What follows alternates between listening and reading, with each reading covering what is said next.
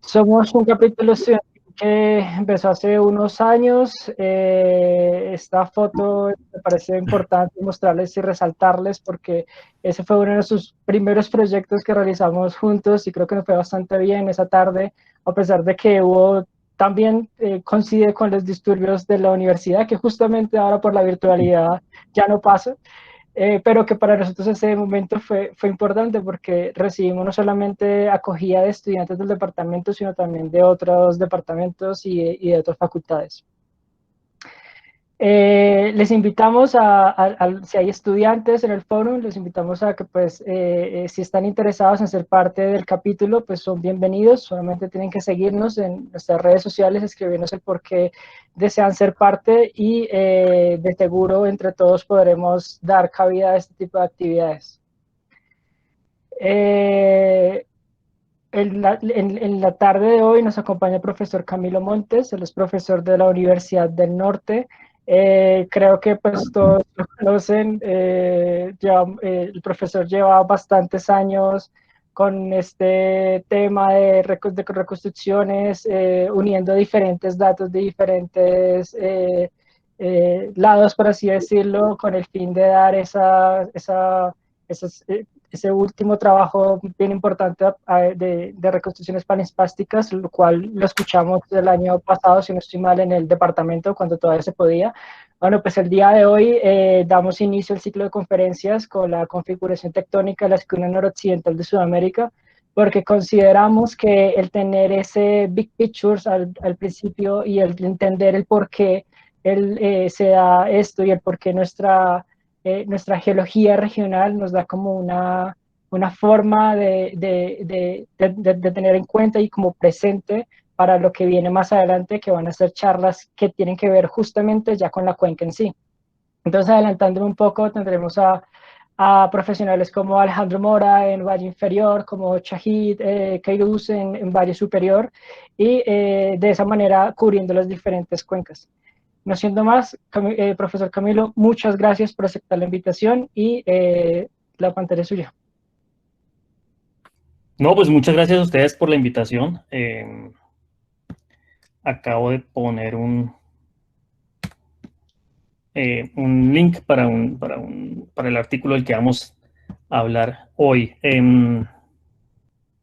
A ver si comienzo esto. Parece que ya estoy compartiendo, ¿sí? Sí, señor. Listo.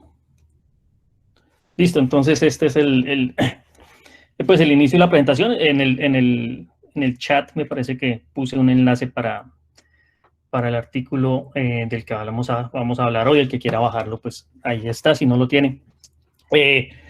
Como decía Javier, pues este es un trabajo en el que llevamos trabajando algo así como mal contados 10 años, desde que comenzamos a tratar de integrar todos los datos que pudiéramos en una reconstrucción, con el énfasis en la configuración de la esquina noroccidental de Sudamérica.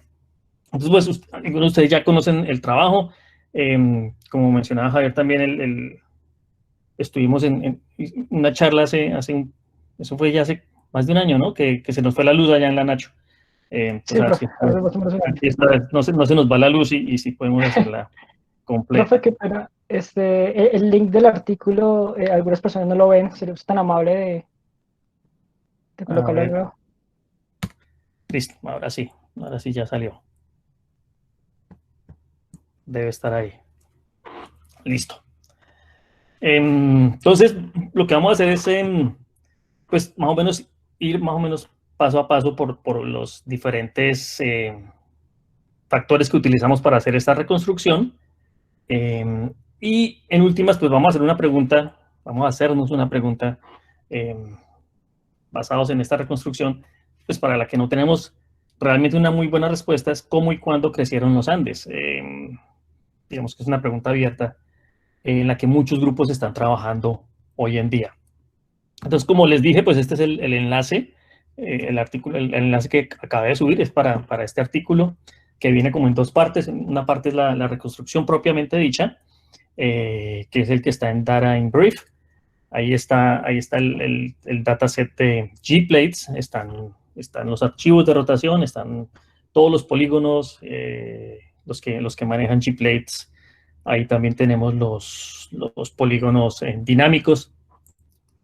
Y en el otro, Earth Science Reviews, es donde está la explicación, básicamente, de la reconstrucción. Antes de seguir, sí, pues hacer propaganda. Como decía, pues yo estoy aquí en la Universidad del Norte, en Barranquilla, y pues es una de las pocas universidades con un programa de geología propiamente en el Caribe. La única otra que se me ocurre es la de West Indies en Jamaica. Por aquí en alguna parte, aquí no le puse el bueno, pero bueno, más o menos por acá. De resto, pues las otras facultades que yo sepa que tienen geología, pues San José en el Pacífico, hay una en Panamá también en el Pacífico. Ya, hasta donde yo sé, para de contar. De pronto Mayagüez que queda más del lado atlántico. Entonces, pues es una muy buena oportunidad para comenzar a conocer nuestro litoral de mejor manera, tratar de tener más trabajos, más acceso en el litoral Caribe en particular. Bueno, y lo que vamos a hacer es una reconstrucción planispástica, y una reconstrucción planispástica es una reconstrucción en la que podemos ver o tratamos de restaurar la deformación en vista de planta. Entonces, lo que vamos a hacer es tratar de tomar la deformación de todo el norte de los Andes y con los criterios que podamos derivar de marcadores de deformación, llegar a un estado no deformado, un estado predeformacional, obviamente hipotético. Y pues la motivación para hacer esto es que creo yo, de pronto me equivoco, pero me parece que muchas de lo que pensamos acerca de la evolución de los Andes es muy sesgado hacia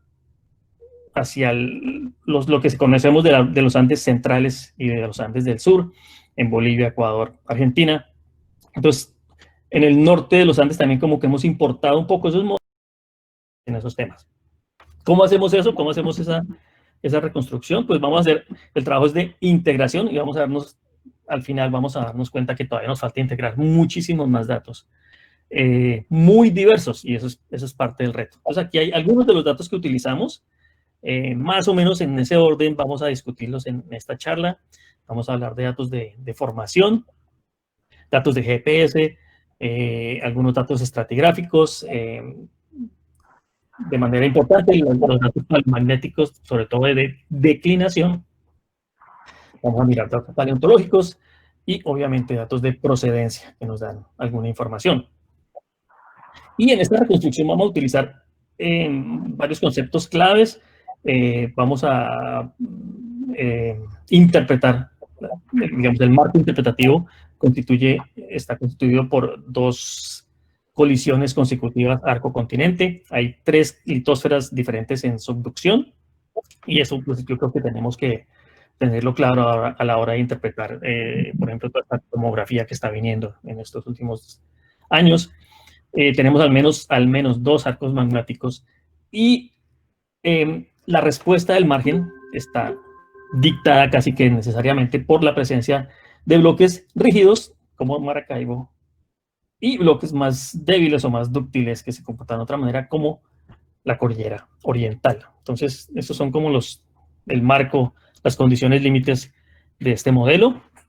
El primer factor que utilizamos para medir la deformación en el norte de los Andes son secciones geológicas. Hay muchas secciones geológicas a lo largo de la cordillera oriental. Esta no es una compilación completa, aquí hay solamente algunas.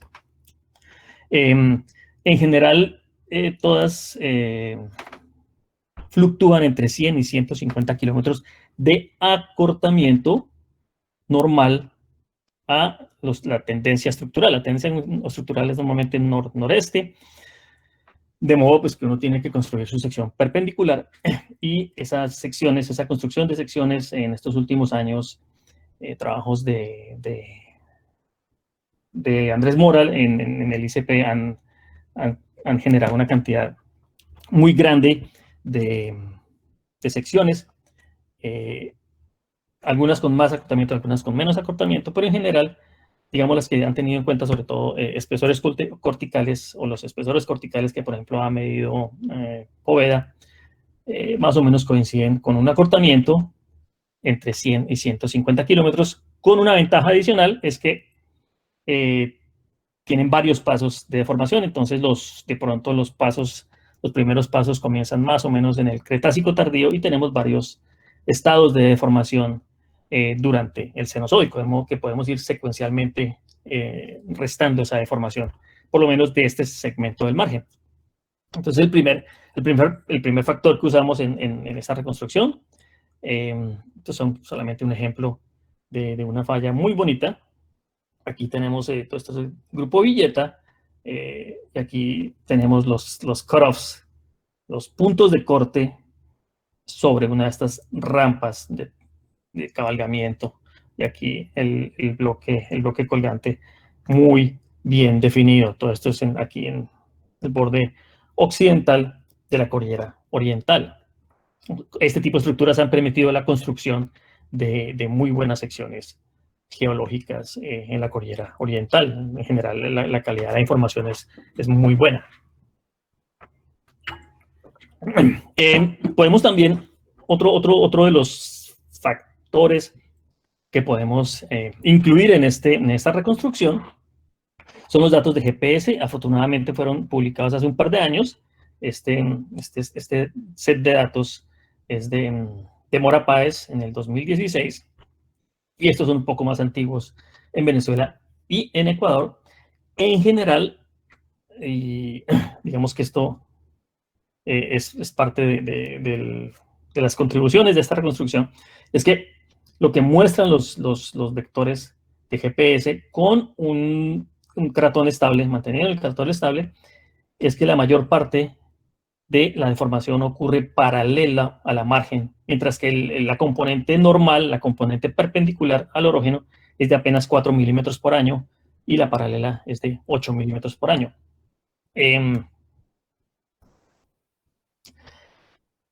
Entonces, cuando hacemos estas reconstrucciones, digamos, hacemos la reconstrucción de una escama de cabalgamiento en la cordillera oriental, pues cuando hacemos la reconstrucción en 2 dimensiones tenemos una sección geológica, de pronto en alguno de estos cañones que expone muy bien algunos de estos ríos en la cordillera oriental, pues tenemos los puntos de corte correspondientes del bloque colgante y del bloque yacente, y hacemos normalmente este tipo de reconstrucción. Sin embargo, estamos perdiendo la componente paralela a la margen. Es decir, estas secciones no están teniendo en cuenta cualquier componente paralelo a la margen, que por lo menos en tiempos modernos es más importante que la componente perpendicular a la margen. Entonces, si hacemos un cálculo sencillo, muy simplista, a una velocidad de 4 milímetros por año,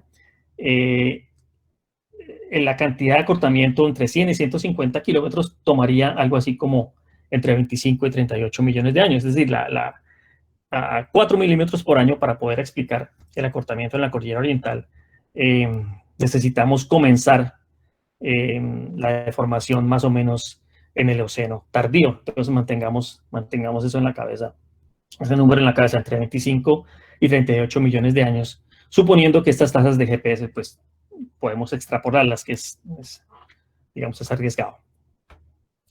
Otro factor que le involucramos en esta reconstrucción son puntos de amarre muy sólidos, en este caso definido por Prim y luego revisitado por Zapata en el 2012, en el que tenemos lo que se llaman clastos abandonados o clastos perdidos por ahí, en la mitad de una isla. En este caso, en Bonaire, hay una formación que se llama la formación Soevi Blanco del Paleoceno tardío, Eoceno temprano, y esa formación tiene conglomerados, y en esos conglomerados hay fragmentos de rocas de alto grado, gneisses, antiguos, mesoproterozoicos, Greenvillian, pues que no tienen mucho que estar haciendo en la mitad de un mar, como el mar Caribe.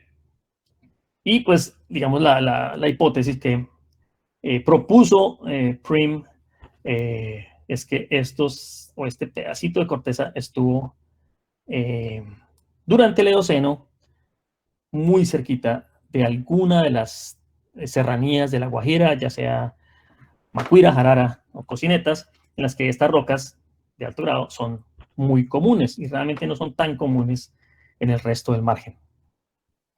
Entonces, digamos que ese es un punto que nos da un dato de deformación de aproximadamente 300 kilómetros de desplazamiento hacia la derecha en el margen norte de Colombia. Podemos buscar más puntos en el mapa geológico. Otro que propuso Alejandro Mora en el 2010, estos son datos de una presentación. Lo que hicieron los petroleros cuando estaban explorando el Valle Superior de Magdalena, aquí en este sector de acá. Entonces, ellos muy rápidamente entendieron que la estratigrafía del Valle Superior del Magdalena y de la cuenca del Putumayo, por lo menos en el Cretácico, eran muy parecidas, incluso con un depocentro, digamos, definido por estas unidades, que estaría desplazado algo así como 250 kilómetros hacia la derecha. Entonces, eso sería este polígono verde que está acá. Entonces, este polígono que sería el depocentro en Putumayo, estaría desplazado hacia la derecha, algo así como 250 kilómetros a lo largo de esta falla en el sur de la cordillera oriental. Pero no solamente el Cretácico, cuando usted mira el Jurásico, también este es trabajo de Rodríguez de hace poco, el que hace una revisión de todo el Jurásico en el norte de los Andes, y esto sería el polígono azul. Ese polígono azul, que sería este de acá, estaría también desplazado de una manera similar, 250 kilómetros a lo largo de una falla pues muy, muy andina, una falla que está muy metida en los Andes. Esta es la falla. No sé si alcanzan a ver bien aquí en una de estas imágenes de Google Earth, pero usted puede meterse a Google Earth y jugar acá. Vayan y busquen el volcán Cayambe, y a partir del Cayambe, en Ecuador, hay un cañón muy, muy lineal, muy profundo, que es el cañón del río Aguarico, no sé, más de 1000 metros de profundidad acá.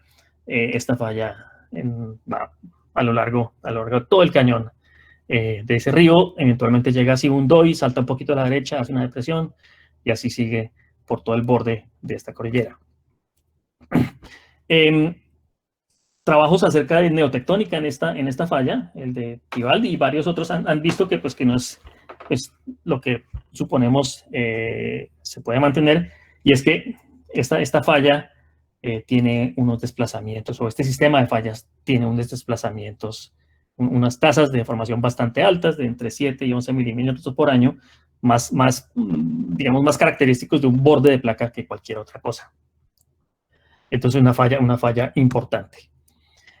Otro de los, digamos, factores que incluimos en esta reconstrucción fue datos paleomagnéticos. Entonces, básicamente aquí taladramos las rocas y extraemos estos núcleos, se desmagnetizan y se obtiene, más o menos un 50% de los casos, se obtienen algunos vectores primarios. En este caso, esta sería la declinación magnética, la dirección, y fíjese que a medida que pasamos hacia el norte de 7 grados más o menos, comenzamos a virar hacia la derecha hasta que obtenemos unas orientaciones este-oeste. Estas declinaciones pues deberían estar todas apuntando hacia el norte. Y estos trabajos en la cordillera y en la Guajira, pues hay trabajos de los 60, como ven acá, McDonald, Nordyke, y muchos de estos han sido confirmados con datos nuevos de los trabajos de Giovanni Jiménez, de Giovanni Nova, de Alejandro Rodríguez. Han mostrado que que la parte norte del orógeno, y en particular Maracaibo, Perijá y Santa Marta, tienden a comportarse como un orógeno en el que la rotación de ejes verticales es muy importante, igual con Panamá, trabajo de Bayona también, mostrando cómo el Panamá se puede considerar como un oroclinal. Entonces, estos datos también los incluimos explícitamente en la reconstrucción, pues cosa que otras reconstrucciones no habían hecho en el pasado. Otro de los datos disímiles que involucramos o que incluimos en esta reconstrucción fueron pues, datos paleontológicos, en particular del Istmo de Panamá. Entonces, podemos ver las faunas del canal o del Istmo de Panamá en general. Pueden considerarse como faunas norteamericanas en las que tenemos caballitos, por aquí hay un puma saltando, esto es del Biomuseo en Panamá cuando estaba en construcción, y las suramericanas normalmente se consideran pues esos marsupiales y algunos de estos bichitos que están subiendo por acá, las zarigüeyas. En general, las faunas del istmo pueden considerarse, pues ya que son perfectamente norteamericanas y no tienen ningún, o por lo menos el trabajo de Kirby and McFadden no mostró ningún aislamiento de estas faunas por ningún periodo de tiempo importante. La hipótesis es que Panamá fue una península de Norteamérica conectada. Como está conectada, pues este dato de tener fósiles 100% norteamericanos en la cuenca del canal, más o menos a 21 millones de años, nos está permitiendo cuadrar la paleolongitud del istmo, que es, digamos, de las cosas más difíciles en reconstrucción, es cuadrar paleolongitud. Paleolatitud es manejable con la inclinación paleomagnética en algunos casos, pero la paleolongitud es un problema que no tiene solución, pero pues con datos paleontológicos podemos tener datos. Y esto es sencillamente el área de trabajo en Panamá. Este es el corte Culebra, con el canal de Panamá aquí abajo. Y estos son ojalá que no haya ningún paleontólogo en la audiencia. Esto me dijeron que era restos de un rinoceronte norteamericano que vivió aquí en la cuenca del canal hace más o menos 20 millones de años. Aquí se ve muy bien, esto es la formación Culebra, la formación Cucaracha, volcánica, vulcanoclástica, todos esos colores son de vulcanoclásticos con muchos paleosuelos, muy compleja con algunas rocas ígneas, y encima la formación Pedro Miguel, que ya son lavas intermedias y máficas. Entonces, digamos, pues esto lleva más de 100 años de estudio, la riqueza paleontológica del canal de Panamá.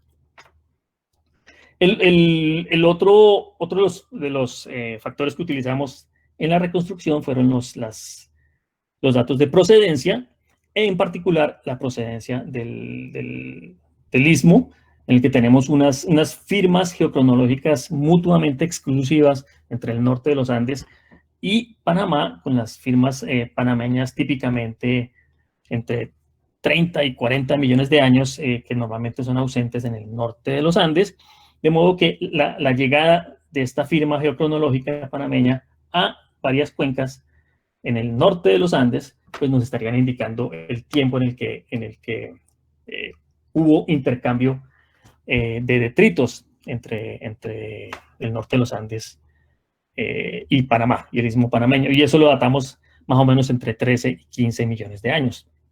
Los trabajos de León y de nuestro grupo también. Bueno, y esta es la reconstrucción. Aquí, a mano izquierda, está la fecha de la reconstrucción. Yo creo que pueden reconocer fácilmente los bloques. Más o menos por aquí está el Arco de Panamá. Este es el borde de la placa Caribe. Por aquí está Chortis. Y estos son los bloques del norte de los Andes, con este sería siendo Maracaibo.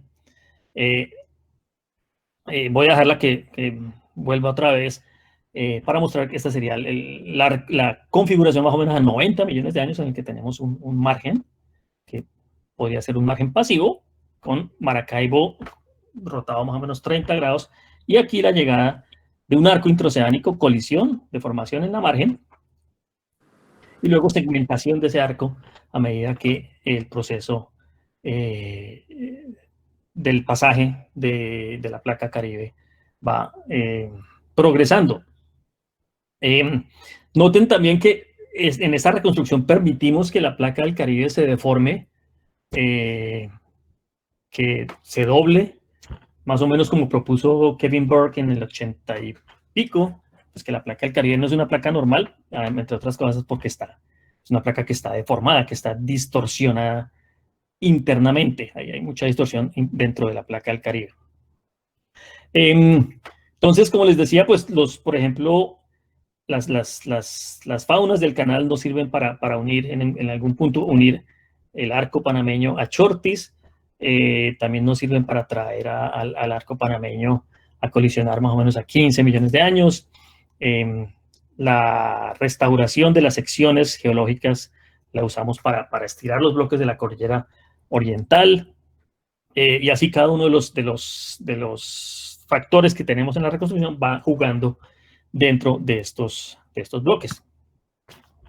Ahora bien, si ponemos la geología encima, porque eso pues, que le mostré era pues un modelito de alambres, poniendo la geología encima, esto sería lo que teníamos, un arco intraoceánico a 90 millones de años, con estos serían los plutones que tenemos en diferentes partes de la margen, pero ya están, digamos, distorsionados a lo largo de esta margen. Una margen pasiva, en general, como la trabajó Tomás Villamil y Pindel en muchos artículos mostrando la secuencia. El gran arco del Caribe, que lo separamos de este arco, que lo llamaríamos, no sé, el arco del Cabo de la Vela. Y algunas de las características del basamento precretácico con algunos de los grábenes jurásicos, como están acá, y el graben de la cordillera oriental.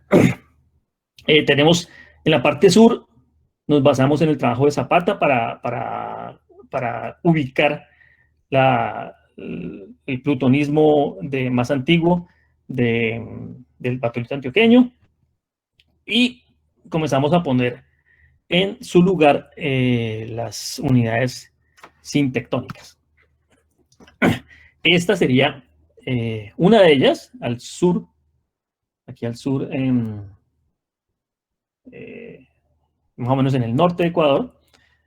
Entonces tenemos una secuencia, yo creo que ustedes la reconocen, todos los que conocen la geología de la cordillera y el valle, de reconocer esta unidad. Aquí estamos en el Cretácico superior. Aquí comienzan a haber unos niveles de chert, y de manera súbita aparecen unas capas de arena y de conglomerado. Aquí la vemos mejor, aquí están las secuencias de chert, y en este punto aparece una secuencia de arenitas y en algunos casos hasta conglomerados que provienen del occidente. La procedencia comienza a cambiar, la procedencia en las arenas de aquí abajo es más una procedencia típicamente cratónica, y a partir de esta línea, de este contacto, la procedencia cambia a una procedencia caribe, básicamente. Entonces esta sería la reconstrucción un poquito después, 65 millones de años. A 65 millones de años ya estamos arrancando el arco panameño. Tenemos la colisión ya tuvo lugar, y apenas ocurre la colisión, pues hay la iniciación de la subducción en la margen. Digamos que lo podemos llamar un cambio de polaridad en la subducción. Estos plutones que quedan apresionados en la margen comienzan a distorsionarse, y pues la deformación comienza a migrar o a progresar hacia el norte, y lo vemos en la forma de molazas sintectónicas. Esta sería una de ellas, es aquí muy cerquita de Ibagué,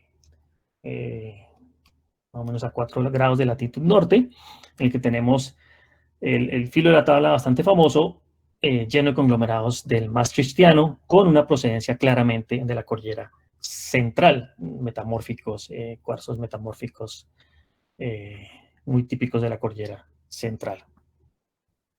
Seguimos hacia el norte, esto sería Pentales, en el que tenemos también unos cuerpos de conglomerados bastante gruesos, con una procedencia típicamente de un arco intraoceánico, y esto es Maastrichtiano-Paleoceno.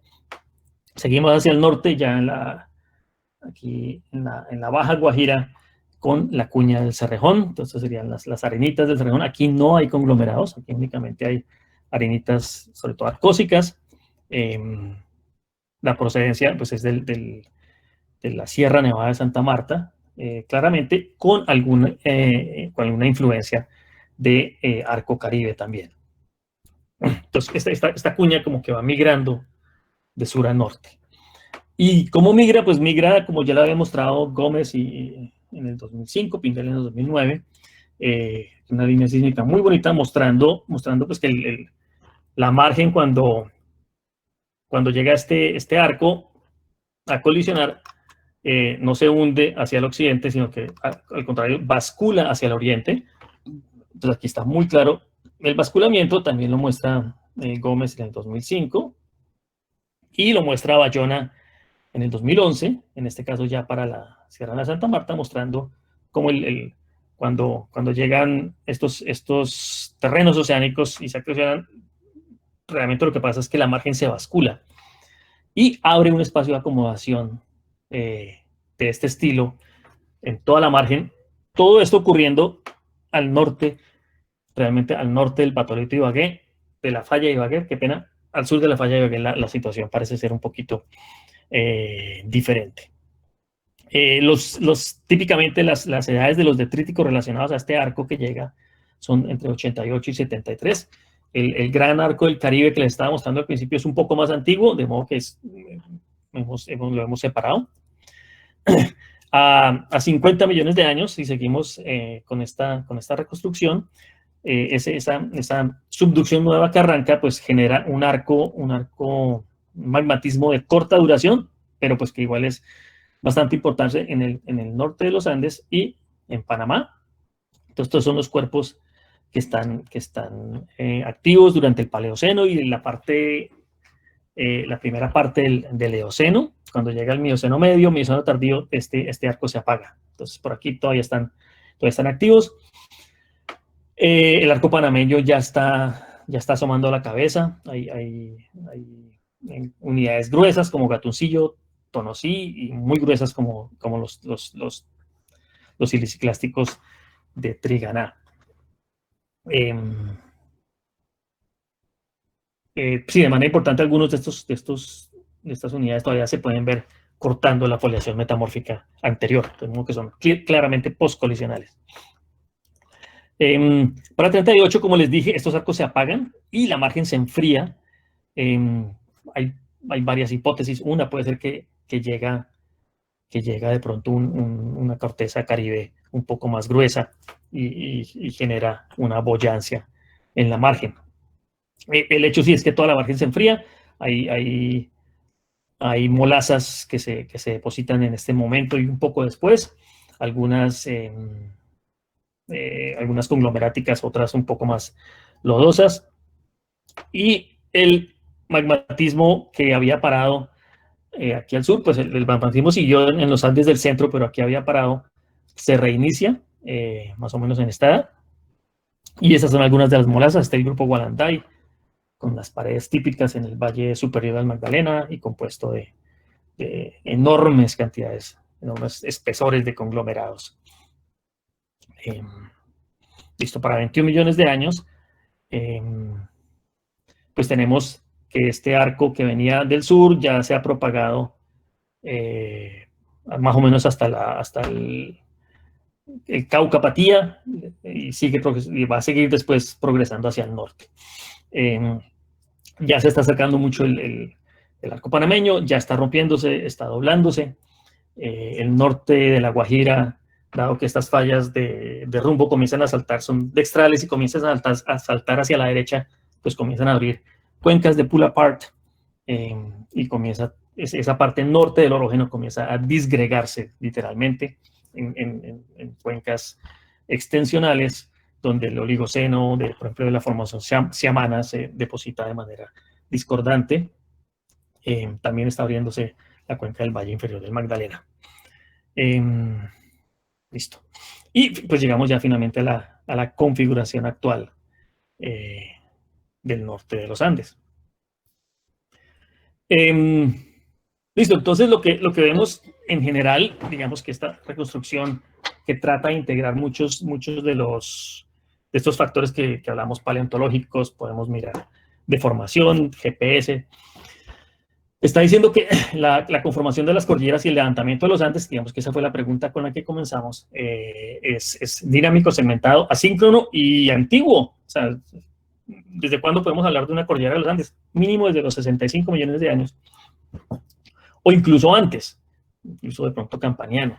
Entonces, digamos, es la primera conclusión, que la cordillera de los Andes, de pronto no como la conocemos hoy, pero una cordillera de los Andes, producto de una colisión con un arco intraoceánico, es por lo menos Cretácico tardío, pasando al Paleoceno. Sin embargo, pues hay artículos que pues muy buenos. Este era de Gregory Woodsicki en el 2000, hizo una compilación completa de toda la historia del levantamiento de los Andes del norte y del centro.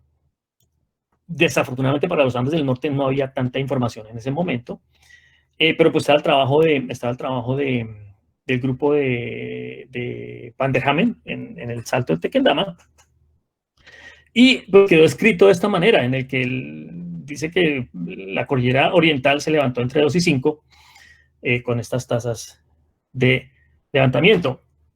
Digamos que un geólogo que lea esto, pues, digamos, tiene las herramientas para hacer un análisis crítico, pues sabe que pues, es un sitio en la cordillera de los Andes, pero en general este artículo ha sido consumido por biólogos, sobre todo biólogos moleculares que están buscando ese evento de vicarianza que les permita datar sus secuencias. Y para ellos, pues si usted dice la cordillera oriental comenzó hace 2 millones de años, pues lo que ellos dicen, no, miren, si yo tengo un evento hace 5 millones de años, no había cordillera oriental, sencillamente toda la extensión desaparece. Pues que sabemos que esa no fue la intención del autor de este artículo. Pero digamos, ese es como el resultado. Cuando usted lee literatura de datos moleculares, normalmente esta es la interpretación que se le da, pues que es más o menos preocupante. Sin embargo, hay más datos también clásicos. Este es trabajo de Lundberg y Chernoff en el desierto de la Tatacoa. Ellos encontraron unos restos de peces que resultan ser típicamente amazónicos, en estratos del grupo Onda, muy bien datados entre 13 y 11 millones de años, que implican pues necesariamente que había una conexión directa entre lo que es hoy el Valle del Magdalena y la Amazonía, grandes ríos, porque estos son pescaditos, estos no son sardinitas, estos son unos animales enormes, así como este es el pirarucú. Este es un animal gigantesco, este es de ríos grandes, así como estos catfish también. Han encontrado esos animales o faunas típicamente amazónicas en el desierto de la Tatacoa, hace más o menos 11, 13 millones de años. De modo que ahí, digamos, podríamos decir, listo, ahí no estaba la cordillera.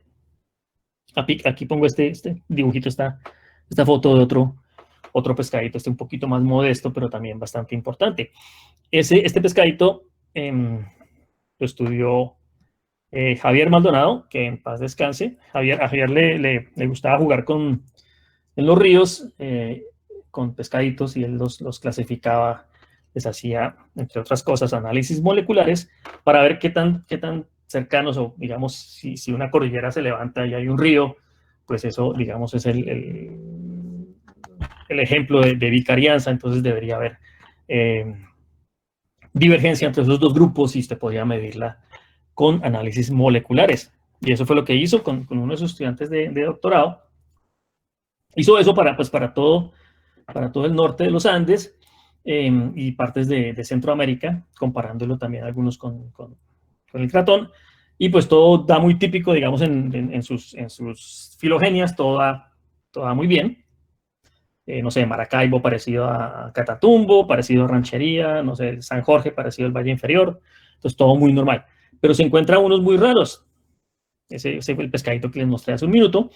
Algunos de esas familias, no son muchas, pero algunas de esas familias son más similares entre el Valle Superior del Magdalena y algunas cuencas en el Chocó, que entre el Valle Superior del Magdalena y el Valle Medio del Magdalena. Entonces aquí nos está diciendo que hay una historia por contar, digamos, hay una historia rara ahí. Javier Maldonado dijo, no, pues quitemos la cordillera central. Entonces yo dije, no, pues está loco. Pero miremos los datos. Entonces nos pusimos a mirar los datos. Un artículo que está en revisión, ya lleva en revisión bastante tiempo. Pero si miramos los datos, por ejemplo, de procedencia en diferentes partes,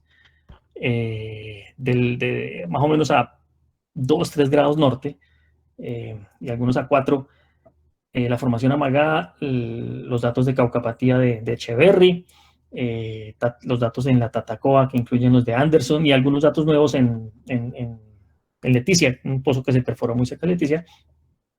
Encontramos que estas firmas geocronológicas apoyan la idea de que no solamente la cordillera central estaba bajita, de modo que permitía el paso de animales como pirarucú, sino que la cordillera central también estaba baja, de modo que firmas típicamente occidentales, Panamá y Caucapatía, podían pasar incluso hasta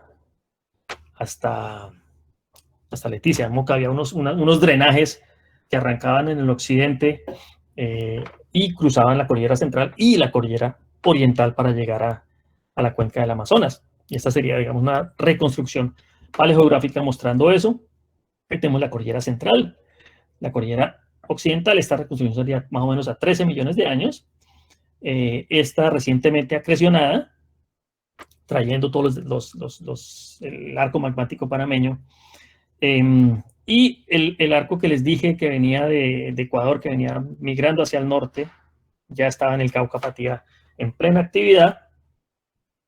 Entonces ese río que conectaría el Amazonas, incluso el lago Pebas, estaría conectando el Amazonas con lo que es hoy la cuenca del Valle Superior del Magdalena, donde están los hallazgos de peces como pirarucú, a través de lo que es hoy la cordillera central, para llegar por lo menos a la cordillera occidental, a los bordes orientales de la cordillera occidental, sino conectando directamente al Pacífico. Este circulito de acá es la localización futura del volcán Nevado del Huila. Ese volcán, digamos, este arco magmático del Caucapatía migró, fue progresando hacia el norte, de sur a norte, hasta llegar a más o menos como 7 grados norte, más o menos a 6 millones de años se apaga, y a 4 millones de años ese arco magmático salta un poquito al oriente y comienza a generar el magmatismo que conocemos hoy en la cordillera central, incluyendo el Nevado del Huila. Entonces esos nevados comenzaron a crecer más o menos a 4 millones de años. Entonces, pues que vemos de nuevo que la conformación de las cordilleras es antigua, es dinámica, segmentada, asíncrona. Vemos cosas raras que ya estamos tratando de explicar. Es pues, que aparentemente la cordillera central, y no de manera continua, sino más bien discontinua, crece de sur a norte, mientras que la cordillera oriental parece crecer de norte a sur. Porque, digamos, estas áreas, digamos, podemos con más confianza poder decir que se levantaron antes, que hubo un levantamiento, digamos, Eoceno, y cuando usted va llegando al sur, se da cuenta que por aquí es Mioceno, y de pronto Mioceno tardío. Entonces, mientras que una crecía hacia el norte, la otra iba creciendo hacia el sur. Y eso pues afectó obviamente los drenajes de todo el norte de los Andes, del Magdalena, del Orinoco, del Amazonas, el Atrato, el Tuira, todos esos ríos. Y pues como mensaje final, como conclusión, pues yo creo que lo que tenemos que tratar de llegar es una integración más eficiente. Digamos, esta que estamos mostrando hoy todavía todavía tiene muchos problemitas, pero necesitamos una integración más eficiente entre datos biológicos, geológicos, geoquímicos, geofísicos, bueno, todos los que usted quiera. Así sean muy disimilares, así sean muy diferentes, deberíamos ser capaces de poner todo en un mismo esquema. Y con ese esquema, puede que esté bien, puede que esté mal, pero con ese esquema podemos hacer preguntas mejores acerca de este margen y este tipo de márgenes. Y bueno, yo creo que eso era todo lo que tenía para contarles hoy. Yo creo que no sé si haya tiempo para preguntas, me imagino que sí.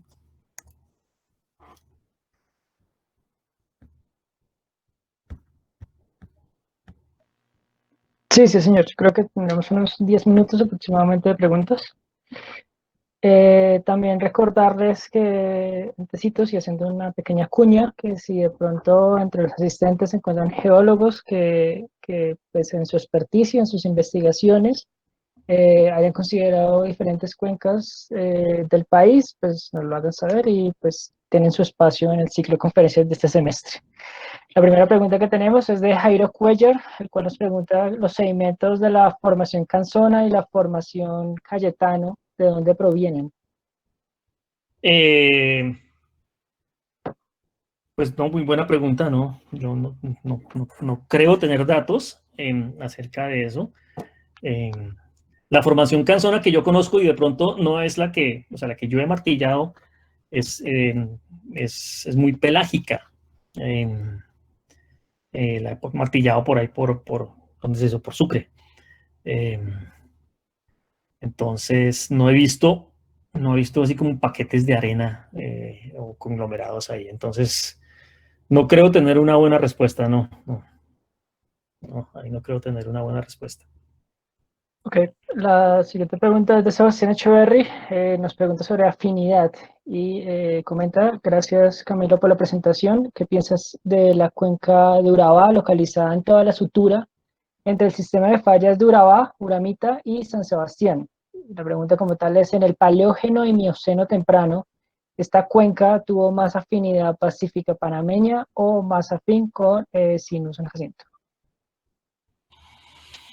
Bueno, yo sé que hay un trabajo nuevo, del grupo de Andrés Pardo que está mirando con muchísimo detalle ya esa cuenca finalmente. Entonces, pues estoy esperando a que salga, a ver si creo que ya pronto va a salir. Pero pues esa cuenca es interesante porque es simétrica y como que va cerrando como una cremallera, va cerrando como una cremallera y coge esos dos prismas acrecentivos que ya están bien, que ya tienen buenas imágenes. Hay un artículo en un resumen expandido de Pindell de hace poco en el que muestra toda la sísmica del cinturón deformado del norte de Panamá, y usted cuando la compara con lo que está publicado en el cinturón del Sinú, pues básicamente son imágenes especulares. Entonces es como una cuenca que se ha ido cerrando. Si tuvo una más afinidad, pues no sé. Pero ahí hay unos, sí, en ambas cuñas acrecentivas hay unos espesores de sedimento enormes, muy grandes. Son miles de metros de sedimentación, muy probablemente que deberían provenir de un protoatrato, de algo parecido a un río atrato. No sé si eso contesta la pregunta, Sebastián.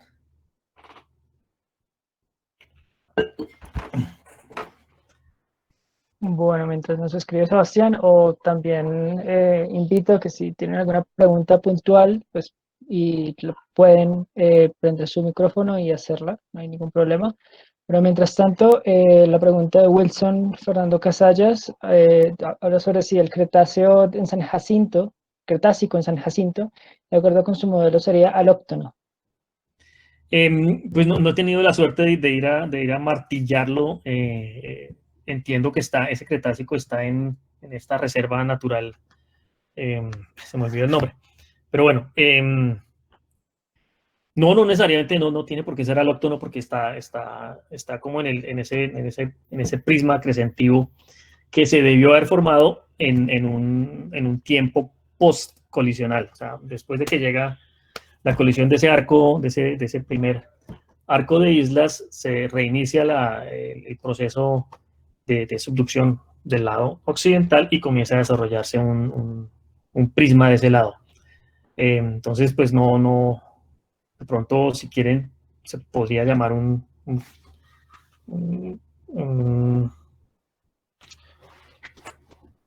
sé, como una posición para autóctona de pronto. Ok.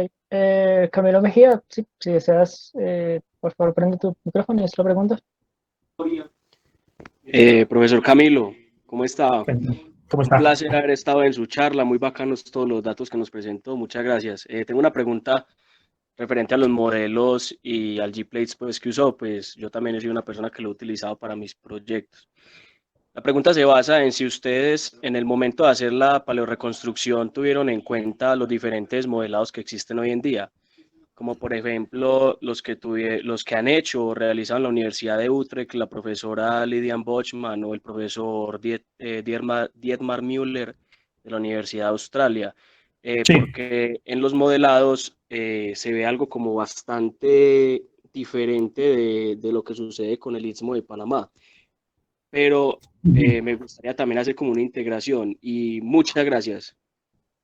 Sí, claro, cuando iniciamos con el modelado, obviamente, pues los bloques fueron centrados en el norte de los Andes, entonces digamos que eso fue lo que pusimos como dato central principal. Sí, usamos la reconstrucción de Boschman del Caribe, entonces todo el Caribe, sobre todo el lado, no sé, Cuba, si usted mira Chortis, Yucatán, digamos, eso fue Boschman y lo dejamos tal cual, no lo tocamos. ¿A qué le metimos la mano? Pues le metimos la mano obviamente a la parte del arco de Centroamérica porque pensamos que tenemos mejores datos ¿qué? Mejores datos paleontológicos. Básicamente, pues toda la paleontología de la cuenca del canal y lo que está por fuera de la cuenca, los datos de procedencia. eh, entonces, eso lo usamos. Y usamos ya el marco de referencia de Dietmar Müller, pero él usa otro. Entonces, ahí no me acuerdo bien cuál usamos, pero sí. O sea, todo eso fue dentro del esquema global y regional. Y digamos, como esta era una reconstrucción un poco más detallada, entonces ahí fue donde pusimos el detalle. Como le dije, permitimos que la cuenca del Caribe, que la placa del Caribe se deformara, pues que digamos no es estándar, eso digamos, pues porque la tectónica de placas trata a las placas como si fueran rígidas, pero nosotros estamos diciendo no, la placa del Caribe de pronto no es tan rígida. Entonces sí Muchas tuvimos ahí gracias. laxitud, digamos. Ok, Juan Manuel Valencia nos pregunta cuál es la razón por la cual en la cuenca de Cesar Ranchería se formaron espesos mantos de carbón, mientras que en la cuenca del Valle Inferior hay hidrocarburo. Se pregunta si hubo una mayor compresión en la cuenca de Cesar Ranchería que en la del Valle Inferior. Bueno, esa pregunta sí está muy complicada. De pronto le digo a John Cerón que me ayude con esa. Pero pues no, esas cuencas, digamos, sobre todo Cesar Ranchería y la parte occidental del Valle Medio, son muy parecidas en términos de los contactos, el tipo de fallas, el tipo de deformación. Entonces no necesariamente que haya habido más deformación. Pero sí, en el Cesar Ranchería no hay hidrocarburos, que yo sepa. Mm, no sé qué habrá pasado ahí. De pronto no hay una roca almacén tan buena como las que hay más al sur. Sí, no Ok. sé. Bueno, pues ahí aprovecho ahí para acuñar que pues dentro de unas 2, 3 semanas, si no estoy mal, tendremos la charla de Valle Inferior César Ranchería, así que podemos Ahí está. transferir esa pregunta al Juan La Morán en dejamos su para la momento. semana entrante. Sí, señor.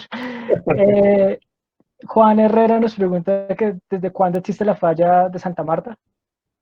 No estoy seguro. Pues sí, sí, realmente las fallas siempre son reactivadas, entonces, pero digamos en el modelo que trabajamos, esa falla realmente se reactivó más o menos en el Eoceno medio, que comienza a abrirse el Valle Inferior de Magdalena, como lo está mostrando ahora los datos nuevos de Andrés Pardo, precisamente el pozo que perforaron en el Valle Inferior de Magdalena.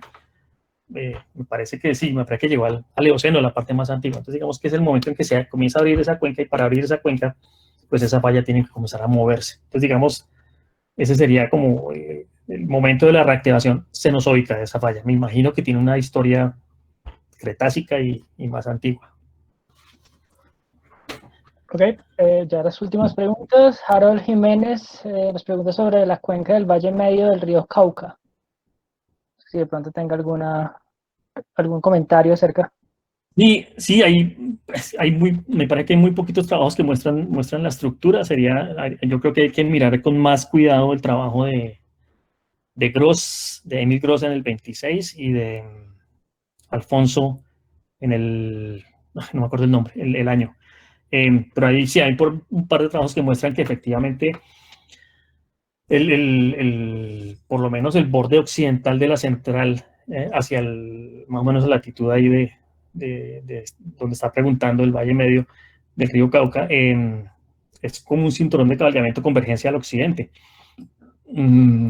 Entonces, y ese cinturón de cabalgamiento parece ser pues, tardío, mioceno tardío de pronto. De pronto Sebastián tiene mejores datos acerca de eso. No creo que haya una muy buena respuesta, por lo menos yo no me la sé. Ok, para rotar de pronto un poco, Roberto Linares, de pronto, por favor, abre tu micrófono y haz tu pregunta. Camilo, buenas tardes. Primero, felicitarte por la gran presentación. Me gustó Gracias. muchísimo y sobre todo con una gran cantidad de datos que sustentan todas sus hipótesis y sus resultados. Mi pregunta es la siguiente, tiene que ver también un poquito con la falla de Bucaramanga-Santa Marta. Muchos autores mencionan que tiene alrededor de 105 kilómetros de desplazamiento. Yo no sé si de tu trabajo tienes alguna idea si esto se valida. Y respecto a la falla de Oca, para tener en cuenta el tema de la correlación de lo que es la parte de la cuenca de la Guajira versus la correlación de la falla de Oca al sur, es decir, con todo lo que se conoce como sinú onshore y sinú offshore. No sé qué me pudieras comentar al respecto. Gracias. Listo. De la Santa Marta a Bucaramanga, pues uno podría tomar el modelo y mirar cómo son los desplazamientos. Me parece que son consistentes. O sea, cuando usted mira el desplazamiento de los cinturones metamórficos en Santa Marta, que eso lo reportó, se me olvidó, eso es un artículo, Campbell, me parece que fue Campbell el que reportó eso en los 60s. Un par de pozos en el valle inferior que le pegaron a unos metamórficos, y ese cinturón se puede correlacionar con el borde noroccidental de la sierra. Ese acortamiento lo respetamos, o sea, ese desplazamiento lo respetamos. Pero a medida que nos vamos hacia el sur, como ponemos el polo de rotación del bloque de Maracaibo, lo ponemos tan cerca al bloque, básicamente esa falla llegaría a un desplazamiento cero hacia el sur, o muy poquito, muy bajito, no son las decenas de kilómetros que están hacia el norte, cerca de Santa Marta. Y la otra, me parece que dijo acerca de la falla de Oca. La falla de Oca. Sí, pues la falla de Oca, lástima que esos datos no están publicados. Yo conozco que hay unos pozos ahí al norte inmediatamente del Cerrejón, me parece que uno se llama el Sorpresa, Sorpresa 1, no me acuerdo. Y ese perforó, no sé, como 3 kilómetros de conglomerados. Y cuando usted mira el trazo de la falla ahí en Cerrejón, esa falla es activa completamente, es una falla neotectónica, pero que además, pues, como les decía, pues levanta la sierra de un lado y saca la cuenca de la Baja y de la Media Guajira al norte. Entonces, el componente normal de esa falla es muy grande. No sé si haya, no me parece que, pues que yo conozca, no hay un dato acerca del desplazamiento lateral, pero tiene un desplazamiento normal muy grande, muchos kilómetros. Profesor Camilo, cuando son las 6:05, no sé si nos da... Sí, claro. Sí, cuando vengan y me echen aquí de la oficina, yo les digo. Perfecto, gracias. Gloria Obando pregunta que si nos puede volver a mostrar el modelo de evolución. No sé si Gloria deseas hacer una pregunta puntual.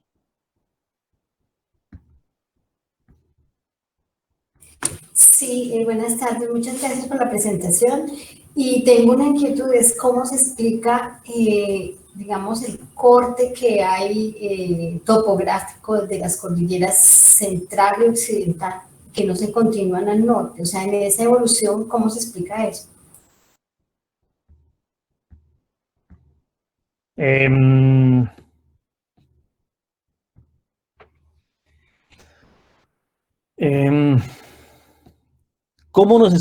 ¿Cómo decimos? O sea, ¿por qué central y occidental? Bueno, en el modelo que tenemos, la central, venga, es que no sé si se vea, por lo menos la parte norte de la central, es siguiendo el racionamiento de Duque Caro en el 70 y pico, la parte norte de la central, o la serranía de Santa Marta, la sierra de Santa Marta se desprende de la parte norte de la cordillera central para abrir el valle inferior del Magdalena. Entonces, por eso es que si en este ponemos más o menos a partir de 38 millones de años, a la apertura de esta cuenca. Entonces nosotros sí, lo que traemos es la falla de Santa Marta, Bucaramanga. Esta sería la falla de Santa Marta, Bucaramanga. Y cuando este promontorio, que sería el promontorio de Maracaibo, comienza a rotar hacia la derecha, lo que hace es desprender la serranía de Santa Marta del norte de la cordillera central y abre el valle inferior del Magdalena. Entonces, por eso, digamos que esa sería la explicación de por qué la topografía termina al norte, digamos, de Medellín, ahí, por la apertura del valle inferior del Magdalena. Con respecto a la cordillera occidental, no tendría una buena explicación, creo. Me tocaría echarle cabeza a ver por qué en el modelo queda así. Pero sí, este segmento sería la apertura del valle inferior de Magdalena a medida que el promontorio de Maracaibo se desprende y comienza a rotar con las manecillas del reloj. Ok, No sé una si siguiente pregunta. De Alejandro Beltrán nos pregunta si pues, nos podrías compartir algún pensamiento acerca del levantamiento de la serranía del Baudó y el Valle del Atrato. Listo. Sí, Alejandro, con mucho gusto. Pues no conozco, la verdad, no conozco mucho. Yo sé que Agustín ha estado echando pata por ahí, pero si se parece a la parte más oriental de Panamá, en la parte más oriental de Panamá está en esta serie de anticlinales en Echelón, y uno de esos anticlinales es la serranía de Majé. Entonces, digamos, Majé y Baudó son muy parecidos, y entonces y Atrato es muy parecido a Chucunaque, la estratigrafía, la estructura, incluso la firma geofísica, las edades de las rocas, por donde usted lo mire. Atrato, Chucunaque es muy parecido.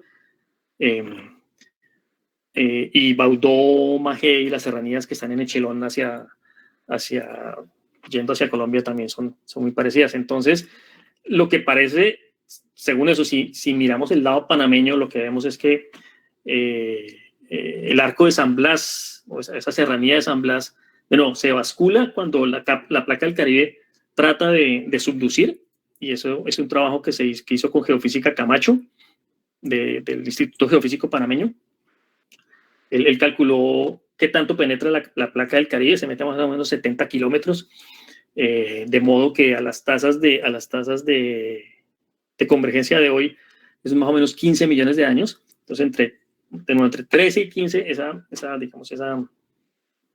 ese basculamiento comienza a funcionar, se deposita esa cuña y luego, después del Mioceno tardío, no sabemos bien cuándo, pero muy recientemente, esos anticlinales comienzan a formarse y a levantarse, e incluso tiene una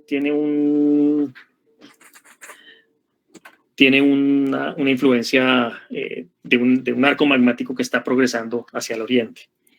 Entonces yo creo que si queremos saber más del Baudó sin ir al Baudó, pues podemos comenzar a compararlo con el lado panameño, del que sabemos un poquito más, yo creo.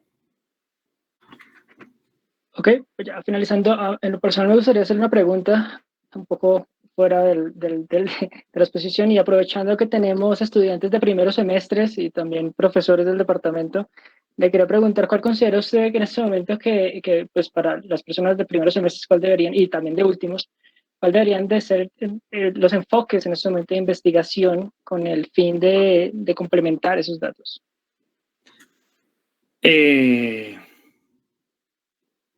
No, pues esa pregunta sí está muy fácil, pues ir a campo, entonces es echar martillo, echar monte, echar lupa, porque sí, en mi opinión, pues o sea, en Colombia hay varias generaciones de cartografía, pero pues todavía falta mucho. Entonces, ¿qué tenemos que ir a hacer? Pues tenemos que ir a campo, tenemos que seguir echando monte, haciendo cartografía, cosas que parecen muy básicas, pero eso es lo que toca hacer, toca levantar columnas, medir columnas, caracterizar secuencias, etcétera, etcétera, etcétera. Entonces, y más ahora con este encierro, pues no sé a ustedes, pero el campo hace falta. Sí, señora, así es. Yo creo que el próximo año más tiempo en campo que en la universidad. Ojalá, Dios mío.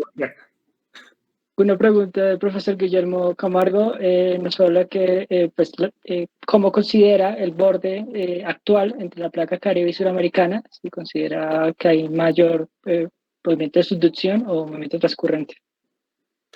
Sí, muy buena pregunta.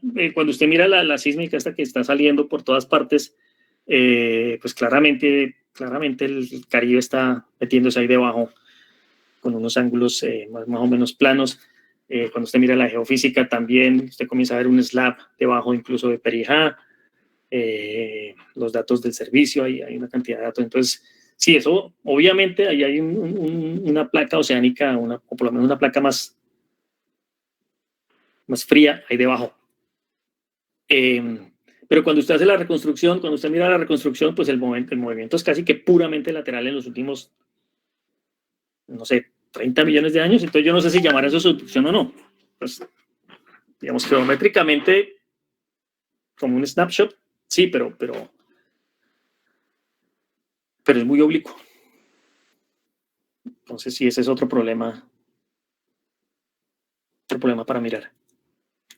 Ok, perfecto. Entonces, bueno, las últimas dos preguntas, pues considero que ya nos pasamos del tiempo. La primera de Cristian Valencia, pues le quería preguntar sobre si existe alguna relación entre la rotación en sentido horario del bloque Maracaibo y el levantamiento del macizo Santander. Y luego esa pregunta, por favor, María José Nieto, la tuya.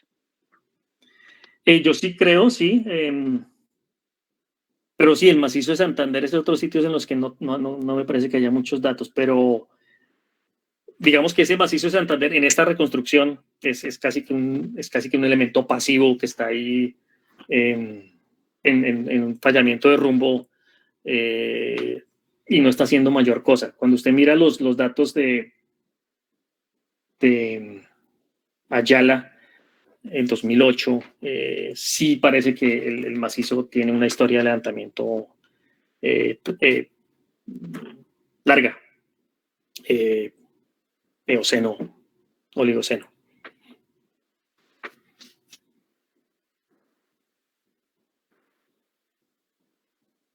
María José, ¿puedes hacer tu pregunta?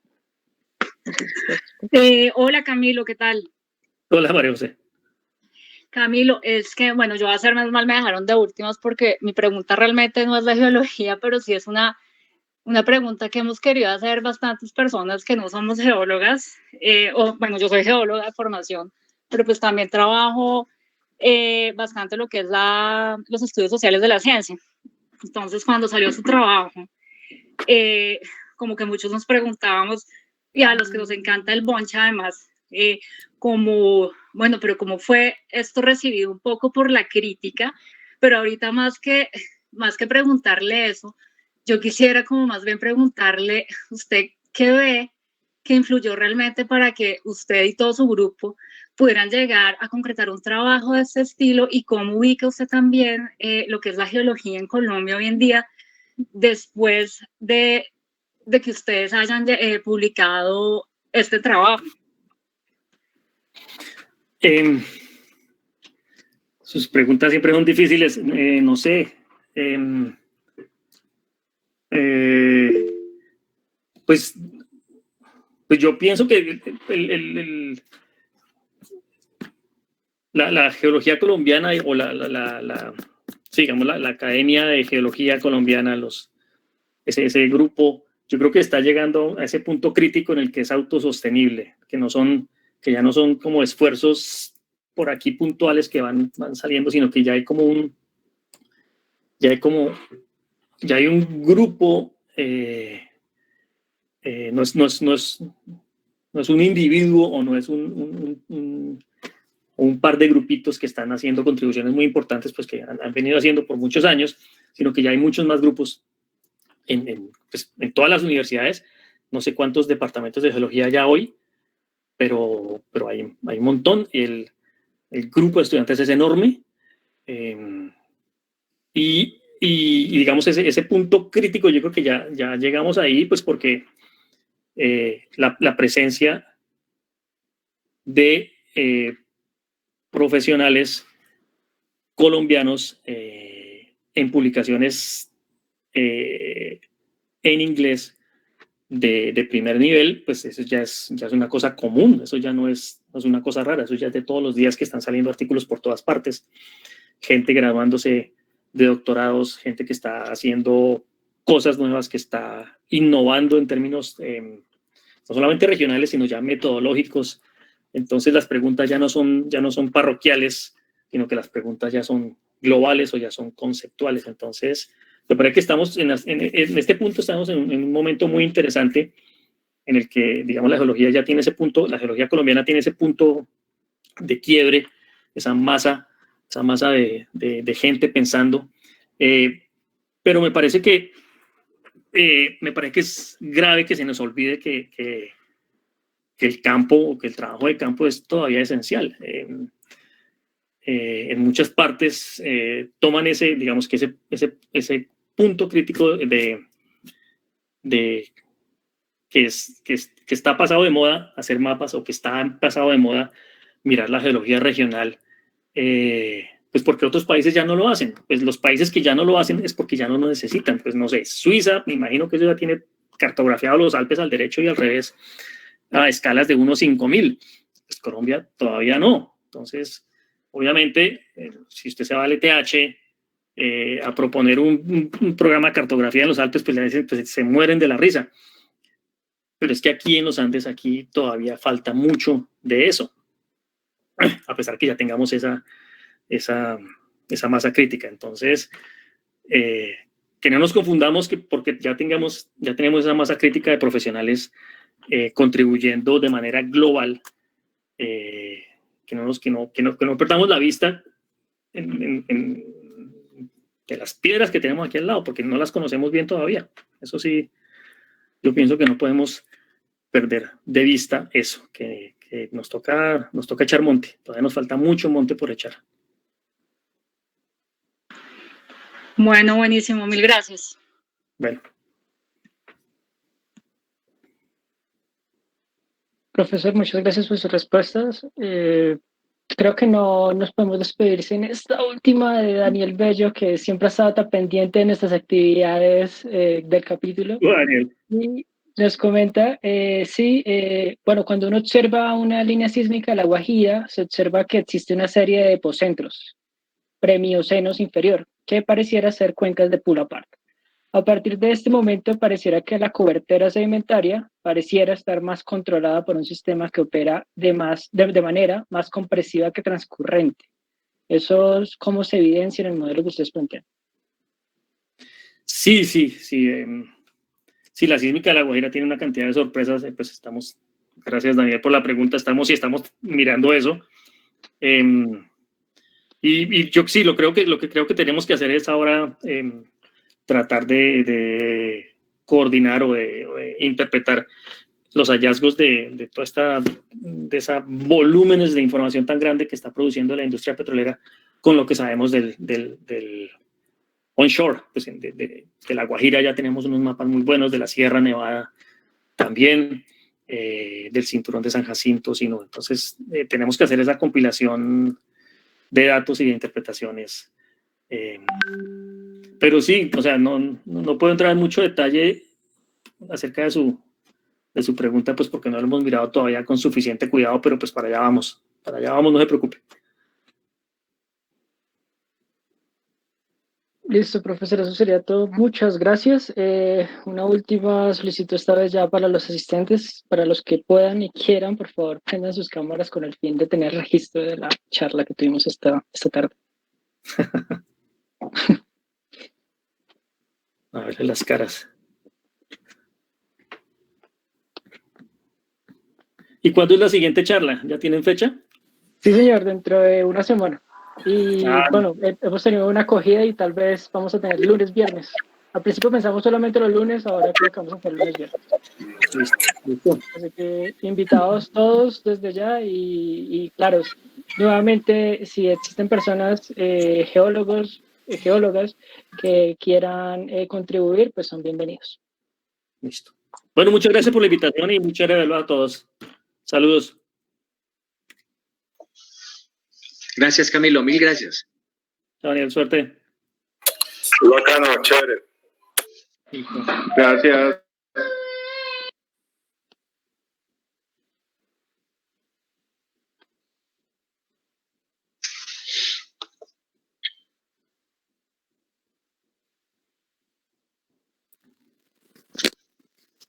Muchas gracias. A ustedes por asistir. Bueno, entonces quedamos pendientes de cualquier cosa. Claro, sí, señor. Igual, pues, invitadísimo al resto de charlas que tendremos y muchas gracias por dejarnos ese abrebocas para lo que viene más adelante. Listo. Y sí les recomiendo, como eso lo van a dejar grabado en alguna parte o cómo es la cosa. Si usted nos da permiso, claro que sí. O sea, sí lo grabamos, pero pues en cuanto a subirlo todavía no se ha considerado, pero digamos que la idea es crear una nueva carpeta en el canal de Cuarentena con Geociencias. Listo. Entonces, si quiere, póngala ahí y me pasa. En el canal de Cuarentena. Listo. Sí, señor. Perfecto. Bueno, suerte.